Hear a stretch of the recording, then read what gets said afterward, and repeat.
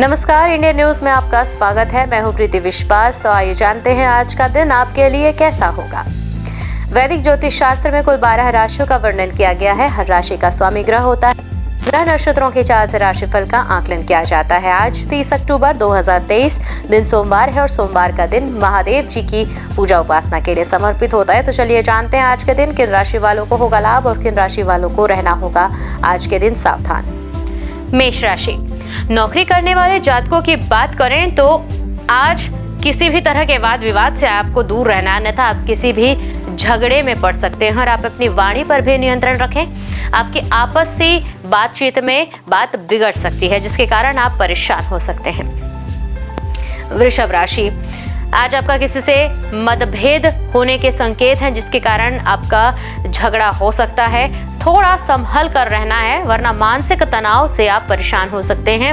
आपके परिवार में किसी बात को लेकर लंबे समय से अगर कलेश चल रहा है तो वह भी आज दूर होता दिख रहा है। मिथुन राशि, मिथुन राशि के लिए व्यापार करने वाले जातकों की बात करें तो आपका व्यापार में लाभ होना आज तय है जिससे आपके घर में बहुत अधिक खुशियां आएंगी और आप बहुत अधिक उन्नति कर सकेंगे।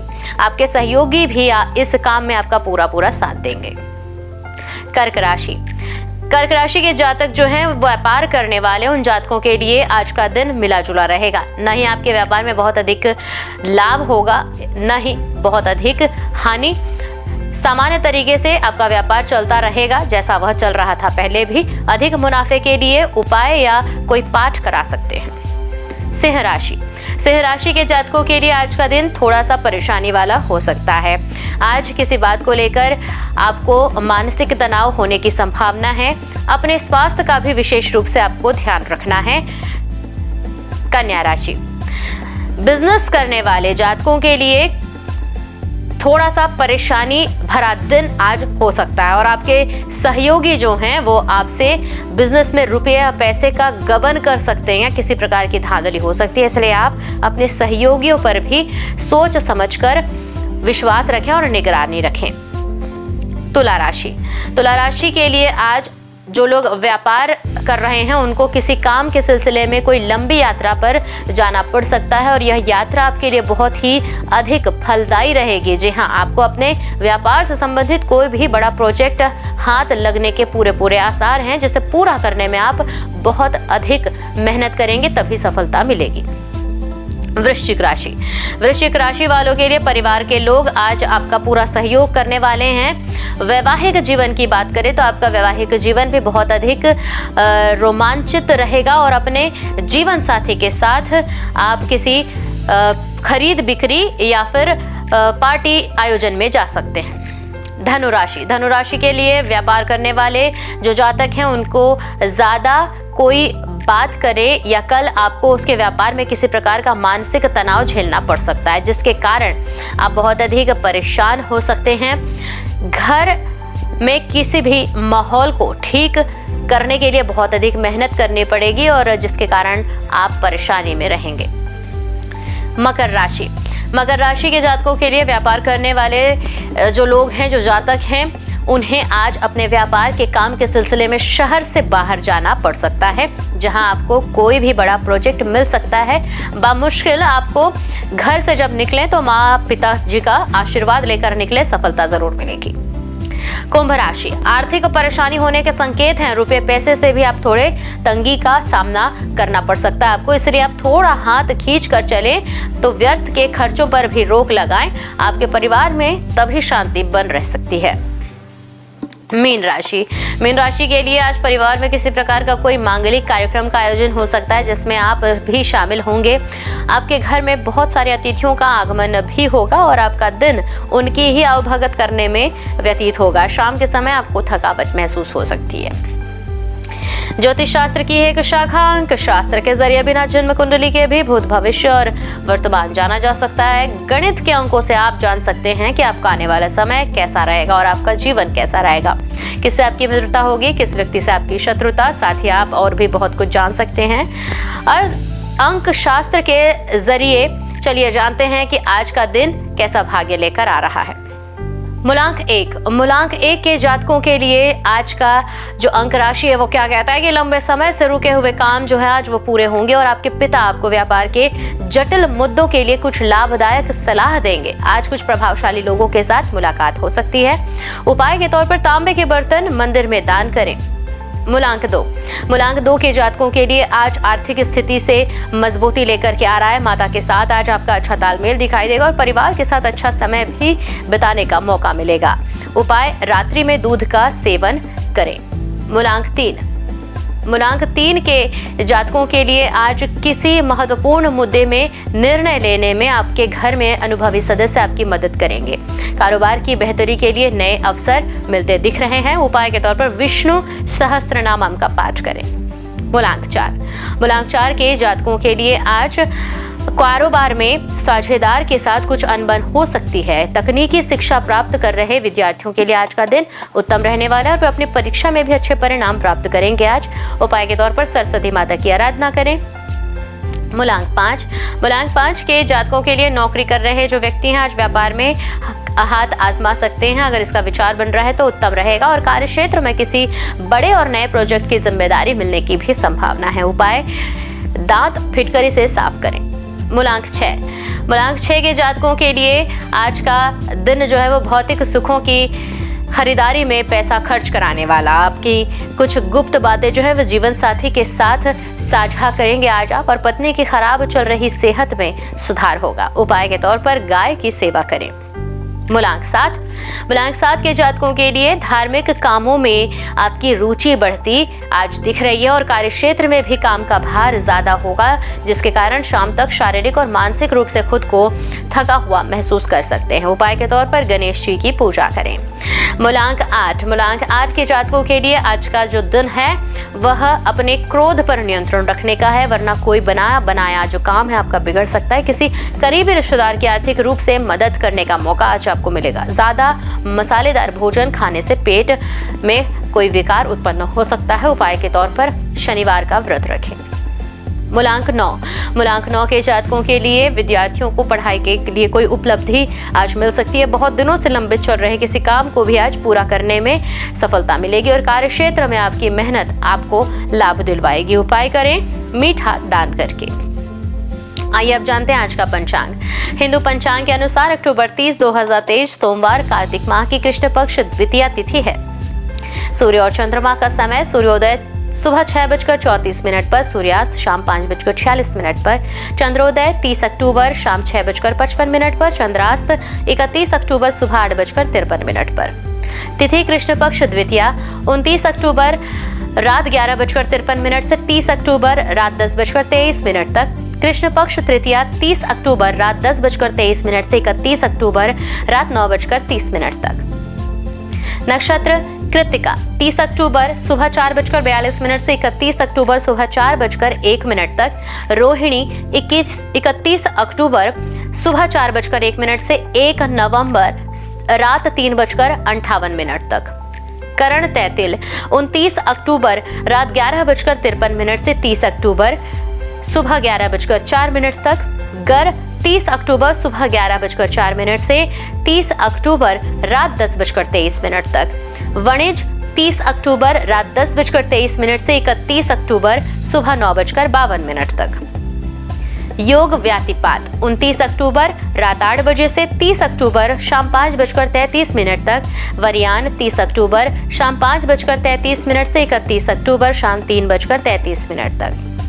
अशुभ काल राहु सुबह 7:58 से सुबह 9:22 तक। यमगंड सुबह 10:46 से दोपहर 12:10 तक। कुलिक दोपहर 1:34 से दोपहर 2:58 तक। दुर्मुहूर्त दोपहर 12:32 से दोपहर 1:17 तक एवं दोपहर 2:47 से दोपहर 3:31 तक। वर्ज्यम शाम 7:59 से शाम रात 9:34 तक। शुभ काल अभिजीत मुहूर्त सुबह 11:48 से दोपहर 12:32 तक। अमृत काल सुबह 1:41 से सुबह रात 3:14 तक एवं ब्रह्म मुहूर्त सुबह 4:58 से सुबह 5:46 तक। तो ये तो थी आज की राशिफल, अंक राशि और पंचांग। कल फिर मिलेंगे इंडियन न्यूज में आपके भाग्य के बदलते सितारों की दशा को लेकर हमारे विशेष कार्यक्रम राशिफल में। तब तक के लिए नमस्कार।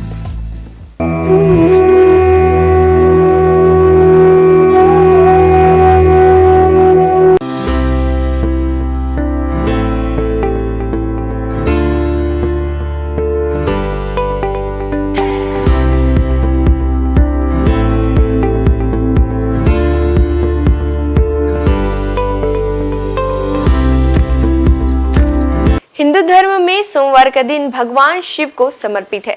इस दिन शिव भक्त भगवान शिव की पूजा करते हैं और व्रत रखते हैं। शिव भगवान को कल्याणकारी और दयालु देवता माना जाता है।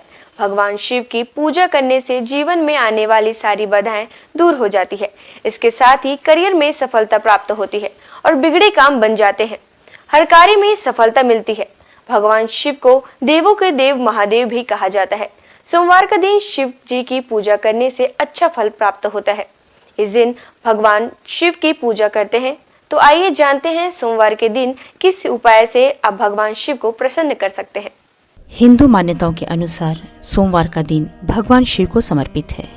हिंदू धर्म की मान्यताओं के अनुसार जो व्यक्ति सोमवार के दिन भगवान शिव की पूजा करता है, भगवान शिव उससे प्रसन्न हो जाते हैं और उसकी मनोकामना पूरी करते हैं। इसके अलावा जो लोग सोमवार का व्रत रखते हैं, उनके जीवन से दुख, सेहत संबंधी परेशानियां और आर्थिक तंगी जैसी समस्याएं खत्म हो जाती हैं। सोमवार के दिन सुबह जल्द स्नान करें। इसके बाद पूजा के वक्त महामृत्युंजय मंत्र का 108 बार जाप करें।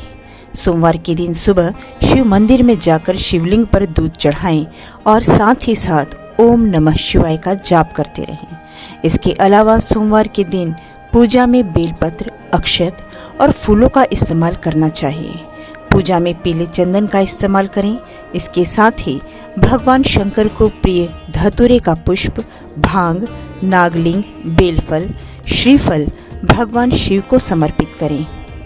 सोमवार के दिन रुद्राभिषेक करना बहुत ही अच्छा माना जाता है। हर अलग कार्य के लिए अलग अलग चीजों से रुद्राभिषेक किया जाता है। ऐसा करने से जीवन संबंधित समस्याएं दूर होती हैं। शिवलिंग पर घी से अभिषेक करने से संतान की प्राप्ति होती है। शिवलिंग पर गंगा जल से अभिषेक करने से दुखों और पापों से मुक्ति मिलती है। सोमवार के दिन शिवलिंग पर गन्ने के रस से अभिषेक करने पर आर्थिक स्थिति में सुधार होता है। सरसों के तेल से शिवलिंग पर अभिषेक करने से शत्रुओं से छुटकारा मिलता है। शिवलिंग पर शहद से अभिषेक करने से ऐश्वर्य की प्राप्ति होती है। सोमवार के दिन जल में केसर मिलाकर शिवलिंग का अभिषेक करने से वैवाहिक जीवन की समस्याओं से छुटकारा मिलता है।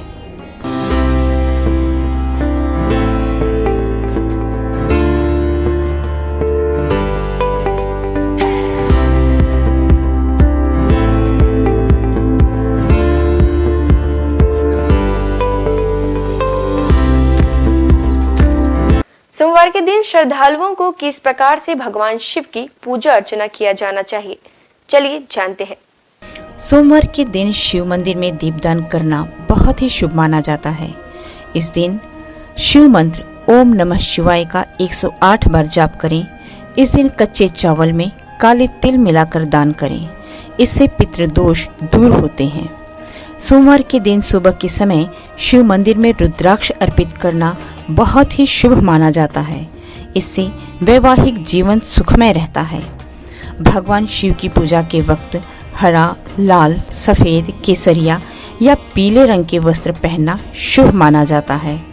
सोमवार के दिन शिवलिंग पर चमेली के फूल अर्पित करें।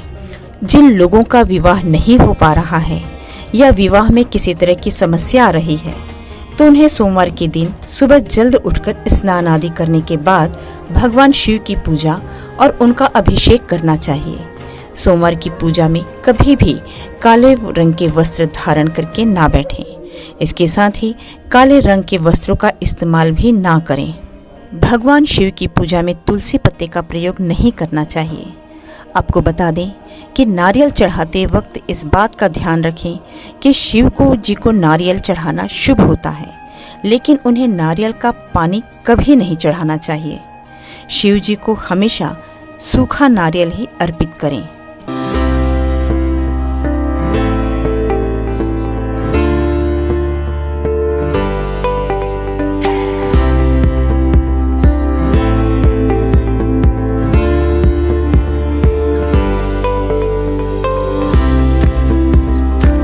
केदारनाथ से आगे है अमरनाथ और उसके आगे है कैलाश पर्वत। हिमालय का कण कण शिव शंकर का स्थान है। बाबा अमरनाथ को बर्फानी बाबा के नाम से भी जाना जाता है। उन्हें बर्फानी बाबा इसलिए कहा जाता है कि उनके स्थान पर प्राकृतिक रूप से बर्फ का शिवलिंग निर्मित होता है। पांडवों की भक्ति से प्रसन्न होकर भगवान शिव ने उन्हें हत्या के पाप से मुक्त कर दिया था। मान्यता है महाभारत के युद्ध में विजयी होने पर पांडव अपने भाइयों की हत्या से मुक्ति के लिए भगवान शिव का आशीर्वाद पाना चाहते थे, परंतु भगवान उनसे कर्म से खुश नहीं थे। इसलिए वे केदारनाथ चले गए, जहां भगवान शिव ने भैंसे का रूप बनाकर पांडवों को किया था पाप मुक्त। जिसके बाद पांडव भी उनके दर्शन के लिए केदारनाथ पहुंच गए। पांडवों के वहां पहुंचने पर भगवान शिव ने भैंसे का रूप धारण कर लिया, जिसके बाद वे अन्य पशुओं के बीच चले गए ताकि पांडव भगवान शिव के उस रूप को पहचान न सकें। भगवान शिव पांडवों की इच्छा शक्ति से प्रसन्न हुए और उन्हें दर्शन देकर हत्या के पाप से मुक्त होने का आशीर्वाद दिया। धार्मिक मान्यता है कि उसी समय केदारनाथ में भैंसे की पीठ को शिव का रूप मानकर पूजा की जाती है। धार्मिक मान्यता अनुसार केदारनाथ को 12 ज्योतिर्लिंगों में 11वां माना जाता है। साथ ही यह सबसे पवित्र स्थलों में से एक है। हम सबके प्रिय भगवान शिव स्वयंभू हैं। पुराणों में उनकी उत्पत्ति का विवरण मिलता है। विष्णु पुराण के अनुसार ब्रह्मा भगवान विष्णु के नाभि कमल से पैदा हुए, जबकि शिव भगवान विष्णु शिव के माथे के तेज से उत्पन्न बताए गए हैं। विष्णु पुराण के अनुसार माथे के तेज से उत्पन्न होने के कारण ही शिव हमेशा योग मुद्रा में रहते हैं। श्रीमद् भागवत के अनुसार एक बार जब भगवान विष्णु और ब्रह्मा अहंकार से अभिभूत हो स्वयं को श्रेष्ठ बताते हुए लड़ रहे थे, तब एक जलते हुए खंभे से भगवान शिव प्रकट हुए। ब्रह्मा जी ने शंकर भगवान को 8 नाम दिए हैं: रुद्र, शर्व, भाव, उग्र, भीम, पशुपति, ईशान और महादेव। शिव पुराण के अनुसार यह नाम पृथ्वी पर लिखे गए थे।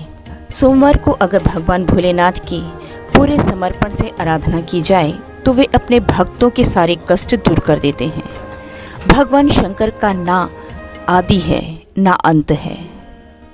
उनकी इच्छा के बिना इस पूरे ब्रह्मांड में एक पत्ता भी नहीं हिल सकता। हमारे देश में भगवान भोले के 12 ज्योतिर्लिंगों के साथ ही कई प्रसिद्ध मंदिर भी हैं।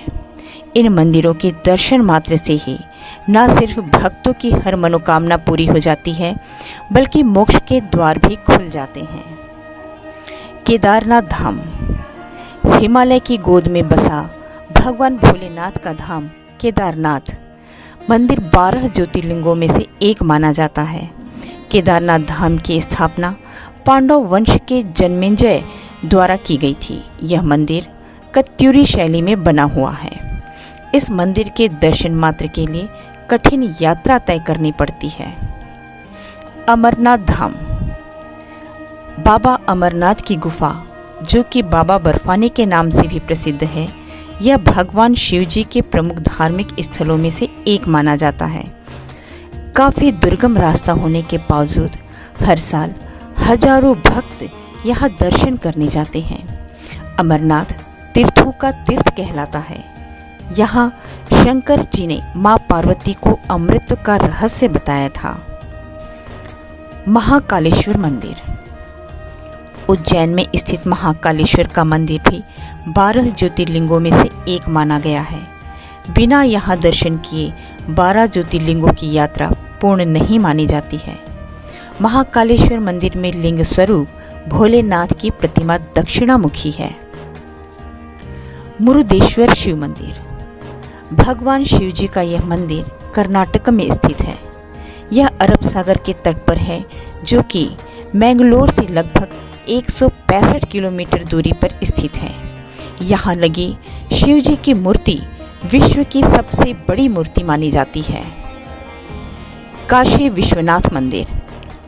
यह मंदिर वाराणसी में स्थित है। यह भी 12 ज्योतिर्लिंगों में से एक माना गया है। यहाँ बहती गंगा और भगवान भोले के दर्शन मात्र से ही मोक्ष के द्वार खुल जाते हैं। रामेश्वरम। तमिलनाडु के रामनाथपुरम में रामेश्वरम मंदिर स्थित है। यह भी 12 ज्योतिर्लिंगों में से एक है। इसके साथ ही यह मंदिर 4 धामों में से भी एक है।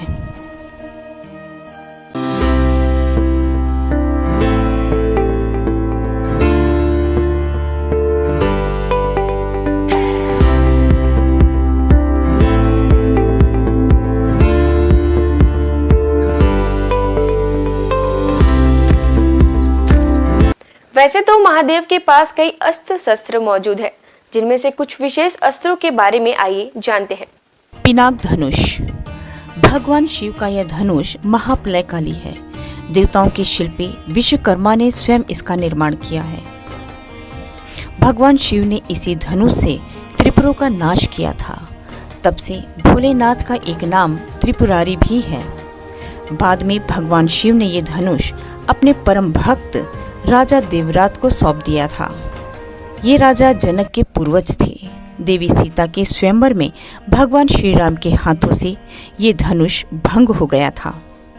भगवान शिव के हाथों में सदैव त्रिशूल नजर आता है। ये अस्त्र भगवान शिव के स्वरूप से जुड़ा है। इस त्रिशूल से भगवान शंकर ने अनेक राक्षसों का वध किया था। राक्षस राज रावण से प्रसन्न होकर भगवान शिव ने उसे अपना त्रिशूल दे दिया था। रावण की मृत्यु के बाद त्रिशूल स्वयं शिव जी के पास चला आया। चक्र। आमतौर पर चक्र भगवान विष्णु और श्री कृष्ण के स्वरूप से जुड़कर देखा जाता है, लेकिन धार्मिक ग्रंथों के अनुसार ये चक्र भगवान शिव ने ही प्रदान किया था। एक बार जब भगवान विष्णु शिव जी की पूजा कर रहे थे, पूजा में एक फूल कम पड़ गया। तब विष्णु ने अपनी आंख शिव जी को चढ़ाने लगे। उनकी भक्ति देखकर शिव जी प्रकट हुए और विष्णु जी को अपना प्रिय चक्र प्रदान किया, और बाद में यह चक्र परशुराम और भगवान कृष्ण को मिला। खड्ग। इसी अस्त्र से मेघनाद ने लक्ष्मण पर वार करके उन्हें घायल कर दिया था। मेघनाद पराक्रम में रावण से भी अधिक था। उसने भगवान शिव की घोर तपस्या की और उनसे खड्ग प्राप्त किया। ये अजैश अस्त्र था, इसलिए लक्ष्मण इसके वार से घायल हो गए थे। पाशुपत। इस अस्त्र का वर्णन अनेक धर्म ग्रंथों में मिलता है। महाभारत के अनुसार अर्जुन ने घोर तपस्या कर शिवजी से यह अस्त्र प्राप्त किया था। इसी अस्त्र से कुरुक्षेत्र के युद्ध में अर्जुन ने कई योद्धाओं का वध किया था। आज बस इतना ही। कल हम आपसे फिर मुलाकात करेंगे सप्ताह के 7 दिन माने जाने वाले देवी देवताओं की पूजा विधि के साथ। नमस्कार, देखते रहिए इंडियन न्यूज।